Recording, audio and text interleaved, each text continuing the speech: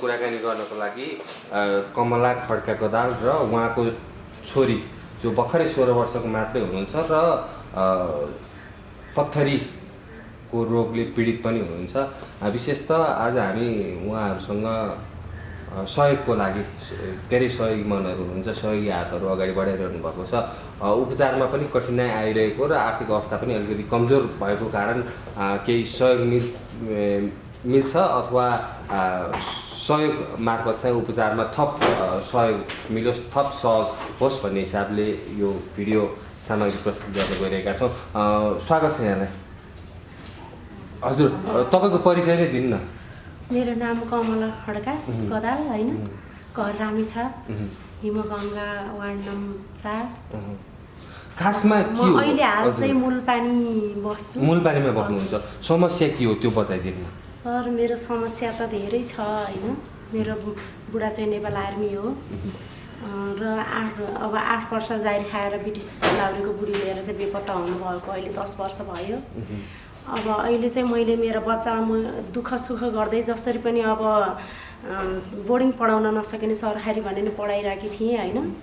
अहिले म आफै बिमारी भएर चाहिँ एकदमै टाउको दुख्ने रोग होइन, त्यहाँ माथि पनि अब पाठेघरको समस्या, पाठेघरमा टिमर भइरहेको छ र आफ्नो बिमार र आफ्नो उता जति लुगाएर आफ्नो बच्चा बचाउन पाए हुन्थ्यो भनेर कसरी कोठा भाडा तिर्ने, कसरी बच्चा बचाउने मात्रैमा छु होइन। अहिले मूलपानीमा चाहिँ कोठा भाडामै बस्नु भयो? भाडामा सर, अहिले 9 महिना भयो भाडा तिर्न सकिरहेको छुइनँ। अब त्यही माथि पनि अब काम अलिअलि दुःख सुख अब ज्यामी काम जस्तै अर्काको भारी बोकेर अर्काको जुठा भाँडा मोलेर जे गरे नि बच्चाहरू पालिरहेको थिएँ।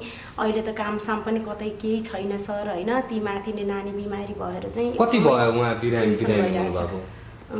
सर, उहाँ नानी बिरामी भएको त यो असारमा ठ्याक्कै 1 वर्ष भयो।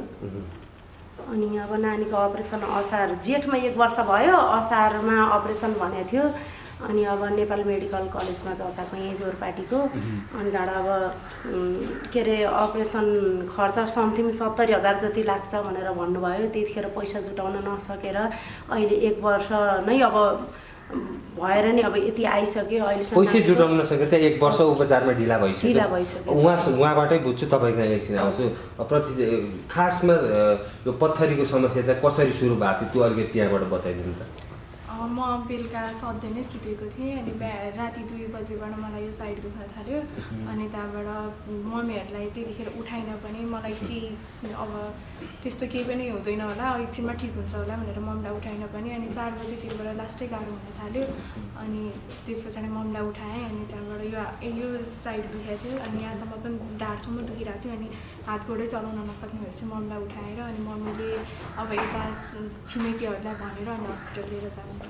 के भन्नुभयो चिकित्सकले? के भन्नुभएको छ? किडनीमा छ भन्नुभयो है पत्थरी? किडनी र पिसाब थैलीमा। किडनी र पिसाब थैलीमा के भन्नुभएको छ उहाँले? उपचार जस्तो उहाँले तपाईँको आमाले भन्नुभयो अलिकति रकम अभावले गर्दाखेरि चाहिँ 1 वर्ष ढिला भइसक्यो भन्नुभयो नि। पछि भेट्नु भएको कि छैन चिकित्सकसँग? छैन। त्यति बेला चाहिँ के भन्नुभएको थियो? उपचार कसरी गर्नुपर्छ, के कति रकमहरू आउँछ त्यो भन्नुभएको थियो डाक्टरले? खर्च चाहिँ अलि थुप्रै लाग्छ भनेर भन्नुभएको थियो। अनि के अरे 2 महिनासम्म चाहिँ हामीले औषधि नै खाइरहेको थियौँ। अनि त्यस पछाडि सकेन औषधि खान पनि अनि क्षमतै भएन। अनि त्यस पछाडि हस्पिटल जानु पनि छोड्थ्यौँ। अहिले त केही पनि थाहा छैन, केही जाँचेको पनि छैन। के छ स्वास्थ्यमा अहिले समस्या चाहिँ के आएको छ? अहिले त्यो बेलामा दुखिरहन्छ पहिलाको जस्तै भएर अनि गाह्रो हुन्छ। अनि अब पिसाबहरू पनि पोल्छ अनि गाह्रो पनि हुन्छ। त्यही ठ्याक्कै उपचार गर्नको लागि, त्यो अपरेसन गर्नको लागि अथवा भनौँ उपचार गर्न जम्मा 70,000 को मात्रै अभाव भएको? हजुर सर, अब बुढोले छोडेर हिँडेकै 10 वर्ष भयो सर है। अब समथिङ अब गाह्रो, एकदमै गाह्रो छ सर। भनौँ कसलाई भनौँ, आफ्नो पीडा आफूलाई सहयोग गर्ने मान्छे कोही छैनन् होइन। आफ्ना आफन्तले अब कुनै दिन अब दुःख देखेर अलिअलि सहयोग गरिदिनु भनेको अब कहिलेकाहीँ गरिदिनुहुन्छ। अब भयो नि सधैँभरि त मलाई कसले सहयोग गर्छ र? म एकदमै जम्मा लाग्ने पैसा चाहिँ कति के भन्नुभएको थियो डाक्टरले? डाक्टरले त 70,000 जति लाग्छ भन्नुभएको थियो। त्यति पनि भएन तपाईँसँग? जुटाउन सकिएन सर। अब नानीको कलेजमा पनि अब नानी अहिले 11मा पढ्छ नानी होइन सर। 11मा पढ्छे नानीको कलेजको फी पनि पुरा तिर्न नसकेर अब हुन त जाँच त हुन्थ्यो होला, जाँच त अब यो लकडाउनको कारणले गर्दा रोकिरहेको छ। अब बच्चाहरू पढाउन नि एकदम समस्या भइरहेको छ सर। पढाउन त अब सरकारी नै पढाएको छु, नानीहरूलाई बोर्डिङबाट निकालेर सरकारीमा पढाइरहेको छु पढाउन चाहिँ। अनि अब वरिपरि अब सबैतिर आफ्नो रासन ऋण व्यवहार पनि 3 लाख जति भइसकेको छ। बच्चालाई उपचार पढाइ यता गर्दाखेरि कोठा भाडा तिर्न नसकेको 9 महिना भयो। अब बुढोलाई कहीँ कतैबाट नम्बर हत्तपत्त पाउन सकेको छैन। अब केही गरेर नम्बर पाइहाल्यौँ भएर कल गरे पनि ब्लक लिस्टमा राखिदिन्छन् नम्बर होइन। कहीँ सम्पर्कै भएको छैन। उहाँले 10 वर्ष भइसक्यो छोडेर जानुभयो छैन सर, अहिलेसम्म सम्पर्कै छैन। अहिलेसम्म उहाँ बसेको कहाँ बस्नुहुन्छ के गर्नुहुन्छ अहिलेसम्म केही थाहा छैन सर। अनि रामेछापमा घर छ भन्नुभयो, त्यो के छ अवस्था के छ? घरतिरको अवस्था त अहिलेसम्म बिहे गरेदेखिबाट अब गएकै छैन घर। ए बिहे गरेदेखि नै घर जानु भएको छैन? बिहे गरेर पहिला 1 वर्ष जति बस्यो, त्यहाँबाट चाहिँ अब मेरो बुढा अब आर्मी भएको हुनाले उतिखेर सङ्कटकाल एकदम कडा थियो। अनि त्यही भएर चाहिँ यतै बस्यो, यतै बच्चा सच्चा भए, यतै बच्चा हुर्काएर बस्यो सर। अब अहिले त 10 वर्ष भयो छोडेर हिँडेकै। अब कसरी मैले हुर्काएँ होला जस्तो दुःख फिल्मको कहानी त्यसै गरी चाहिँ मैले बच्चा अब जसरी तसरी नि पालेको थिएँ। अहिले चाहिँ एकदमै गाह्रो भइरहेछ सर। कसलाई भनेर आफ्नो दुःख होइन।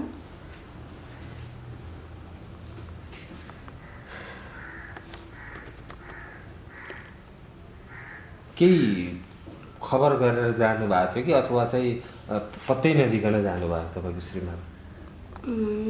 यस्तो कि अब उहाँले अर्को त्यो ब्रिटिस लाउरीको बुढी लिएर हिँड्नु हुने रहेछ। अनि त्यहाँबाट यसरी चाहिँ बिहे दर्ता नागरिकता बच्चाको जन्म 2टा बच्चाको जन्म दर्ता बनाएको थियो त्यतिखेर।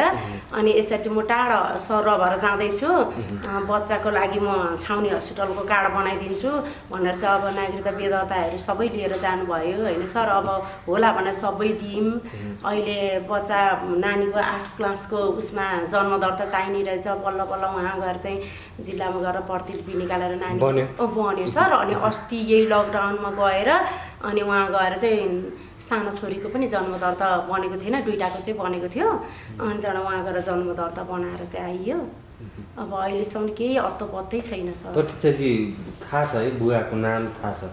थाहा छ। के नाम? दिनेश कथा। अनि अहिले त यो नागरिकताको नाम मङ्गल गराल हो। नागरिकताको नाम अब त्यही त बोलाउने त्यो नाम भयो। र अहिले सामाजिक सञ्जालहरू छ विभिन्न, त्यता कतै खोज्नुभयो? फेसबुकतिर धेरै समयसम्म खोजेको थिएँ। अनि त्यहाँबाट रिक्वेस्ट गरेको थिएँ, डिलिट गरिदिनु भयो। एकचोटि एक्सेप्ट पनि गर्नुभएको थियो। कुराकानी भएको थियो? मैले हाई भनेर पठाएको थिएँ मेसेज, तर ब्लक गरिदिनु भयो। तपाईँलाई नै ब्लक गरिदिनु भयो? त्यसपछि अरू कुनै माध्यम कतै चिनजान त्यस्तो केही छैन तपाईँको बुवाको साथीहरू अथवा चाहिँ? कोही पनि हुनुहुन्न सर। अब चिने जति आफ्नो आफन्तहरूलाई त सोधेँ, तर कसैलाई थाहा छैन भन्नुभयो।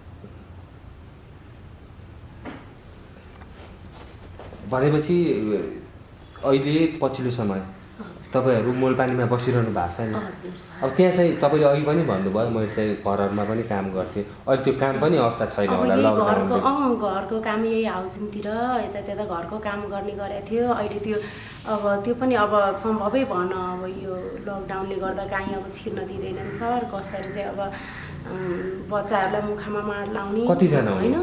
बच्चा 3टा अनि मसँग 4 जना।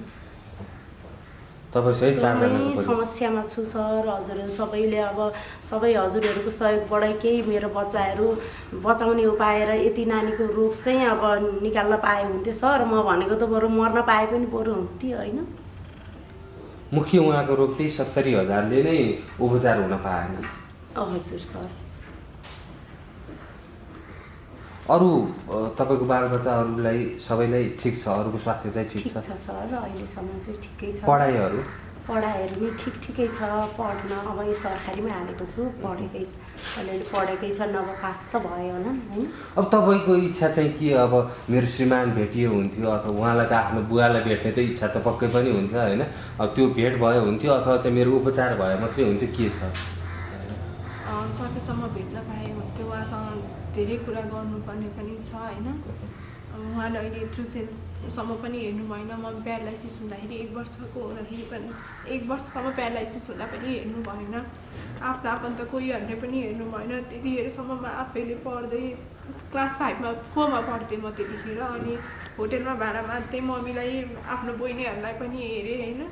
त्यतिखेरसम्म केही खोज खबर केही पनि आएन। होटेलमा पनि काम गर्नुभयो तपाईँले? यही पढ्नैको लागि, आफ्नो परिवार चलाउनैको लागि, भाइ बहिनीलाई हेर्नैको लागि? हजुर, पढ्न भन्दा नि आफ्नो आमालाई बचाउनको लागि। समस्या चाहिँ के थियो प्यारालाइसिस भएको?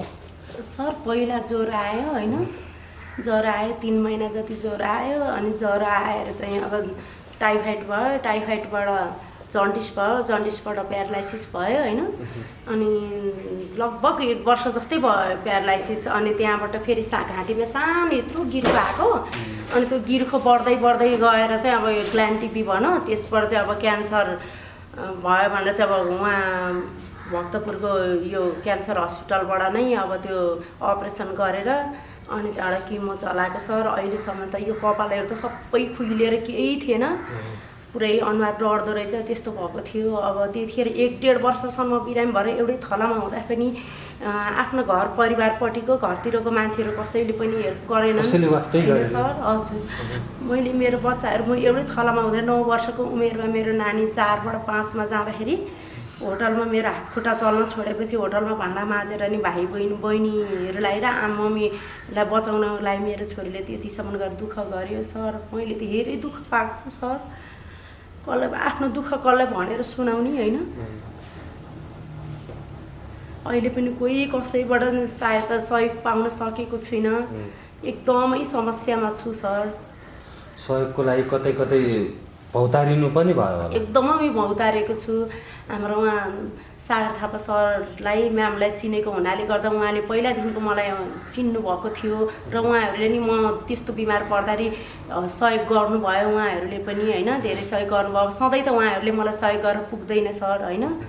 र अब उहाँहरूलाई सबै मैले दुःख पोखेको हुनाले गर्दा मलाई यहाँसम्म उहाँहरूले नै लिएर आउनु। तपाईँको विवाह दर्ता त्यस्तो केही भएकै थिएन? बिहे दर्ता थियो सर। सबै छ?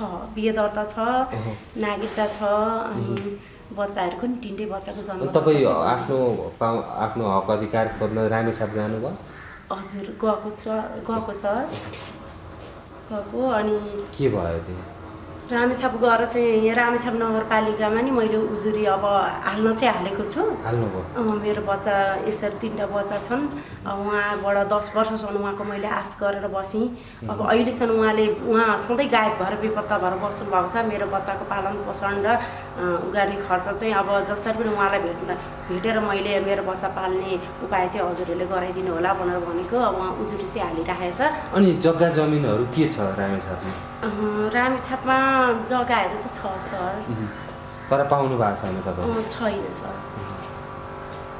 अब प्रतीक्षाजी पढाइ पनि 11 पढ्दै हुनुहुन्छ। 11को इक्जाम त दिनु परेन अहिले, सबैजना पास नै हुनुभयो होइन? हजुर। अनि अब आफै बिरामी हुनुहुन्छ, आमालाई पनि बिरामी हुनुहुन्छ।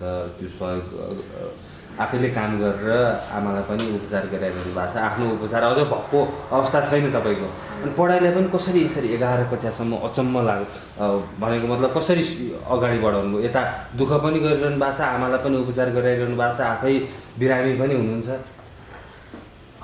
अब त्यस्तै मम्मीले जस्तै घरकै काम गर्छु म। अब आफू फुर्सद भएको टाइममा अनि त्यहाँबाट शनिबारको बेलामा होइन।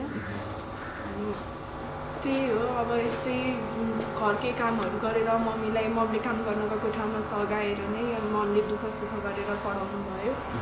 अनि त्यहीबाट नै यतिखेर आफ्नो बुबा हुनुहुन्छ नि तपाईँको, केही सन्देश दिन चाहनुहुन्छ? हेर्नुभएको हुन्छ होला, सायद हेर्नुहुन्छ होला उहाँले पनि पक्कै। उहाँलाई त अब के भन्नु, अब सानै उमेरमा छोडेर जानुभयो। आफूले ड्याडी भन्ने बाबा भन्ने सबै साथीहरूले भन्दाखेरि आफूले भन्न पनि पाइएन होइन। अनि मम्मीलाई आएर स्कुलबाट घर आएपछि मम्मीलाई भन्थेँ। अनि मम्मी हाम्रो ड्याडी कहाँ हुनुहुन्छ? सबै साथीहरूले मेरो ड्याडी ल्याउँछु मम्मी ल्याउँछु भन्छन्, तपाईँ त मेरो कहिले स्कुलमा पनि जानुहुन्न भनेर भन्थेँ। अनि मम्मीले आउनुहुन्छ, म त त्यतिखेर बुझ्ने पनि थिएन। तब पछि अब यस्तै परिस्थितिले बुझ्ने भएको। अनि अब आउनुहुन्छ पछि बाबा अब बाहिर जानुभएको छ, पछि आउनुहुन्छ भनेर चाहिँ राख्नुभयो। अनि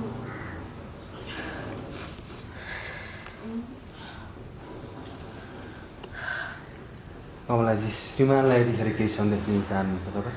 केही भन्न चाहनुहुन्छ? कसरी भन्ने र सर उहाँ यहाँ आउनुहुन्छ भन्ने नि अत्तो पत्तै छैन सर। आफ्नो दुःख म आफै बताउन सक्दिनँ सर। कुनै बेलामा त मेरो दिमागले पनि काम गर्दैन जस्तो लाग्छ।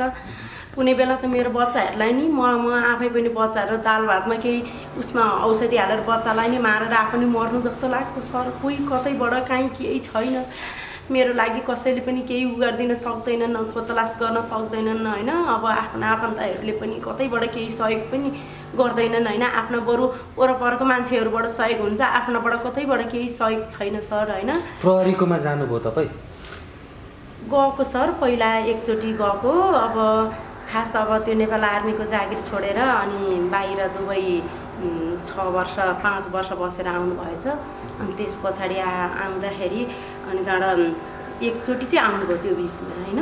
एकचोटि आउनुभयो कोठामा अनि आएर चाहिँ अनि मेरो बच्चा 3टा बच्चा जिम्मा लिन्छु डिभोर्स दे भनेर भन्नुभयो। मैले तपाईँले छोडेर हिँड्दाखेरि मेरो बच्चा कत्रा थिएँ, मैले कसरी हुर्काएँ जस्तो अगाडि नानी पछाडि इँटा बालुवाको भारी बोकेर जस्तो दुःख फिल्मको कहानी जस्तो गरेर म तपाईँलाई कसरी मेरो बच्चा दिन सक्छु भनेर भन्दाखेरि अनि होइन भने कि मेरो बच्चा दिए कि भने कि डिभोर्स पनि दिनुहोस् भने कि त मर्नुपर्छ कि म मर्नुपर्छ, होइन भनिदिनु भनेर चाहिँ अनि कुटपिट गरेर 2 तला माथिबाट चाहिँ फ्याँकिदिएर तपाईँले 2 तला माथिबाट सर टाउकामा 18 टाँका लागेको छ, घाँटीको यतापट्टिको नसा फाटेको छ, त्यो रिपोर्टहरू सबै छ सर। यतापट्टिको यो ज्यामी काम गरेर खाने जसरी तसरी बच्चा पालेको थिएँ। अब त्यही ज्यान पनि अपाङ्गो बनाएर चाहिँ बेपत्ता हुनुभयो। अहिले म केही काम गर्न पनि सक्दिनँ। 1 जार पानी पनि माथि भर्याङ माथि उकालेर माथि उक्लिन सक्दैन। 25 केजीको चामल बोकेर उगार्न नि सक्दिनँ। एकदम टाउको दुख्छ। त्यतिखेर अब त्यो सिटी स्क्यान गर्दा तपाईँको टाउकोमा हल्का रगत जमेको छ, भारी सारी बोक्नु हुँदैन। टाउकोको नसाको कामहरूमा नि अब मन्टमा अब त्यस्तो घाँटीमा त्यस्तो भएको छ। ती माथि नि यतैपट्टिको त्यही क्यान्सरको 2 चोटि अपरेसन गरेको छ र त्यही माथि यतापट्टिकै अब उसले फ्याल्दाखेरि चाहिँ अब यस्तो नसा फाटेर केही बोक्न ओर्न नि सक्दिनँ सर। धेरै गाह्रो छ सर। म कसरी बच्चाहरू पाल्न सक्छु होला, कसरी म मेरो बच्चाहरूलाई बचाउने उपाय दिलाउन सक्छु होला, एकदम समस्यामा छु सर म। प्रतीक्षाजी, अब उपचार पनि तपाईँको 1 वर्ष तपाईँले व्यवस्था गर्नुभएको रहेछ। त्यो उपचार जति ढिला भयो झन् त्यो रोगले पनि त्यो च्याप्दै ल्याउनुहुन्छ। एकातर्फ तपाईँलाई आमालाई पनि हेर्नु छ, भाइ बहिनीहरू पनि हेर्नु छ होइन। अब यो अवस्थामा उपचार पनि गर्नुपर्ने अवस्था छ। अब यति बेला जुन किसिमले तपाईँहरू माझमा जुन वज्रपात आइरहेको छ, त्यो धेरै नकोट्यौँ, त्यो पुराना गाउँहरूलाई धेरै नकोटौँ। केही भन्न चाहनुहुन्छ? सहयोगी मनहरू हुनुहुन्छ धेरैजना होइन। यति भए चाहिँ हामी पनि अगाडि बढ्न सक्छौँ त्यो भन्ने हुन्छ नि। अब किन भन्दाखेरि तपाईँले आफ्नो काम पनि गरिरहनु भएको छ, आमा पनि बिरामी हुनुहुन्छ, भाइ बहिनी पनि हेर्नुहुन्छ, आफै बिरामी हुनुहुन्छ, यो अवस्था छ नि। अब हाम्रो दुःख पीडा अरू अब हामीभन्दा ठुलो होइन, उहाँहरूले बुझेर हामीलाई सहयोग गरिदिनु भयो भने चाहिँ अब म पनि बाँच्छु र म मेरो मम्मीलाई पनि बचाउन सक्छु होइन। मम्मीको पनि धेरै थरीको रोग छ, एउटा मात्रै होइन। मम्मीलाई अहिले पाइल्स भइरहेको छ, अनि फेरि त्यो टिमर भन्ने पनि भइरहेको छ। अनि मम्मी पनि धेरै त्यस्तो के अरे तागतिलो हुनुहुन्न, मम्मी धेरै कमजोरी हुनुहुन्छ। प्रायः जस्तो काम घरको पनि मैले नै गर्नुपर्छ। अहिलेसम्म मम्मी त भनेको अलिअलि फाटोफुटो काम गर्नुहुन्छ, प्रायः जस्तो घर धान्नुपर्ने पनि मैले नै हो होइन। भाइ बहिनीहरू के गर्नुहुन्छ? माइली बहिनी चाहिँ अब 6मा पढ्ने हो, अनि कान्छी बहिनी चाहिँ अब 5मा हो। हुन्छ कमलाजी, केही भन्न चाहनुहुन्छ यहाँ? हजुर सर, अब के भन्ने सर, हजुर सबैले मेरो दुःख पीडा सबै मैले